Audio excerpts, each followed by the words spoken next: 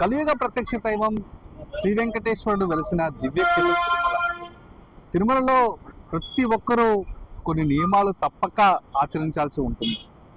తిరుమలకు వచ్చే అధికారులైనా ఉద్యోగులైనా తిరుమలలో నివసించే స్థానికులైనా ఈ నిబంధనలకు లోబడే మసులుకోవాల్సి ఉంటుంది.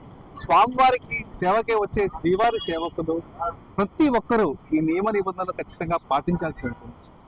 దీనికి ఎలాంటి అతీతులు ఎవరు కారు. ప్రతి ఒక్కరూ తిరుమలకు వచ్చే ప్రతి ఒక్కరూ ఈ నియమాలు పాటించాల్సి ఉంటుంది. ఇందులో ముఖ్యంగా కొన్ని విషయాలు మనం చెప్పుకోవాలి. అవే తిరుమలలో తినే తినుబండరాలతో పాటుగా పెంపుడు జంతువులకి సైతం ఇక్కడ కొన్ని నియమాలు ఉన్నాయి. ముఖ్యంగా మనం తిరుమలలో మేక కావచ్చు, కుక్క కావచ్చు, పిల్లులు కావచ్చు, లేదా ఇతర చిన్న చిన్న జంతువులు కావచ్చు, ఇలా వేటిని పెంచుకునే వెసులుబాటు లేదు. టీటీడీ నిబంధన ప్రకారం పెంపుడు జంతువులను తిరుమలలో పెంచుకోరాదనే నియమం ఉంది. అలాగే మాంస విక్రయం, మాంసం భుజించడం కూడా తిరుమలలో నేరమే. దీంతో పాటుగా మత్తు పానీయాలు సేవించడం కూడా తిరుమలలో నేరమే. అదేవిధంగా అధికార దుర్వినియోగానికి పాల్పడడం కూడా కఠినమైన శిక్షే. అయితే ఇలాంటి తప్పునే ఓ అధికారి తిరుమలలో చేశారు. డిఎస్పీ స్థాయిగా ఉన్న సమయంలో ఆయన ఈ అధికార దుర్వినియోగం పాల్పడినట్టుగా కూడా రాష్ట్ర ప్రభుత్వంకు కొంతమంది నివేదిక సమర్పించారు. తమ కంప్లైంట్ రూపంలో కూడా వారు ఈ వివాదాన్ని తీసుకెళ్లారు. అయితే మొత్తం మీద దీనిపైన పూర్తి స్థాయిలో విచారణ చేపట్టిన ప్రభుత్వం ఆ అధికారి పైన సీరియస్ అయింది. 2019 డిసెంబర్ నాటికి తిరుమలలో డిఎస్పీగా విధులు నిర్వహిస్తున్న టిటి ప్రభాకర్ బాబును ఏపీ ప్రభుత్వం మందలించింది.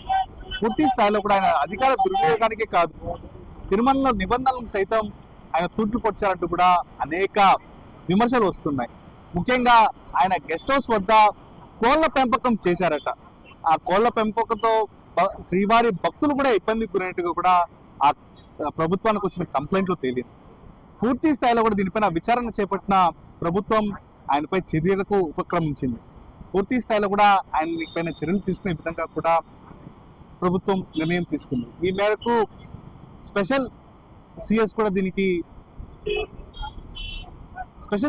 దీనికి ఉత్తర్వులు జారీ చేసిన పరిస్థితి మనకు కనిపిస్తూ వస్తుంది. మొత్తం మీద దీనిపైన పూర్తి స్థాయిలో విచారణ చేపట్టిన ప్రభుత్వం దీనిపైన వివరణ ఇవ్వాలంటూ కూడా ప్రభాకర్ బాబును కోరింది. ఆయన ఇప్పటికే లీవ్లో ఉన్నారు. ఆయన అదనపు ఎస్పీగా కూడా హోదాలో ఉన్నారు ప్రస్తుతం సివిల్కి. ఇతను పూర్తి స్థాయిలో కూడా వివరణ ఇవ్వాలని కూడా ప్రభుత్వం ఇప్పటికే ఆయనకి కోరడం జరిగింది. అయితే మొత్తం మీద తిరుమలలో ఆయన అనేక మంది పైన అంటే 40 నుంచి 45 మందికి పైగా ఆయన తప్పుడు కేసులు పెట్టారు. ఎలాంటి ఆధారాలు లేకుండా ఆయన పైన కేసులు కూడా విధించారని కూడా అక్కడ ఆరోపణలు వినిపిస్తున్నాయి. ఈ నేపథ్యంలోనే ఆయన పైన ఈ కేసుతో పాటుగా తిరుమలలో ఎవరైతే ఈయన కోళ్లు పెంచుకున్నారో ఆ కోళ్లకు సంబంధించి పర్యవేక్షణ బాధ్యత కొందరు కానిస్టేబుల్ కి అందించారని, ఆ విధులు కానీ వాళ్ళు సక్రమంగా నిర్వహించకపోతే వారిపైన కఠినమైన చర్యలు తీసుకునేవారని కూడా కొందరు కానిస్టేబుల్లు కంప్లైంట్ చేయడం జరిగింది. దీంతో పాటుగా ఎవరైనా విధులకు లేటుగా వస్తే ఆ విధులకు లేటుగా వచ్చిన వారిపైన కూడా ప్రత్యేక ఫైన్లు విధించి నరకయాతనకు గురి చేశారంటూ కూడా కొన్ని ఆరోపణలు వినిపించాయి. దీనిపైన పూర్తి స్థాయిలో కూడా విచారణ చేపట్టిన ప్రభుత్వం ఖచ్చితంగా అతనిపైన చర్యలు తీసుకోవాలని, దీనిపైన పూర్తి స్థాయిలో కూడా అతను వివరణ కోరి అనంతరం చర్యలకు ఉపక్రమించే అవకాశం అయితే కనిపిస్తూ వస్తుంది.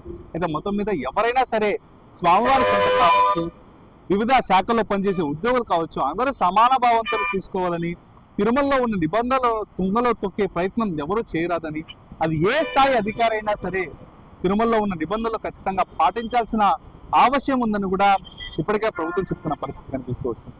అయితే ఎవరూ కానీ అధికార దుర్వినియోగం చేయకూడదు, కింద స్థాయి ఉద్యోగులను తమ పనివాడిగా ట్రీట్ చేయకూడదని కూడా ఏపీ ప్రభుత్వం ఈ ఆర్డర్ ద్వారా చెప్పకనే చెప్పిందని చెప్పుకోవాలి. అయితే మొత్తం మీద ఈ అంశం పైన మరో 15 రోజుల్లో ప్రభాకర్ బాబు ఎలా స్పందిస్తారు, ఆయన ఎలాంటి వివరణ ఇవ్వబోతున్నారు, అసలు తానే చేశారని ఒప్పుకుంటారా లేకపోతే తనకేం సంబంధం లేదని ఆయన చెప్పే ప్రయత్నం చేస్తారా అనేది మాత్రం మరో 15 రోజులు వేచి చూడాల్సింది.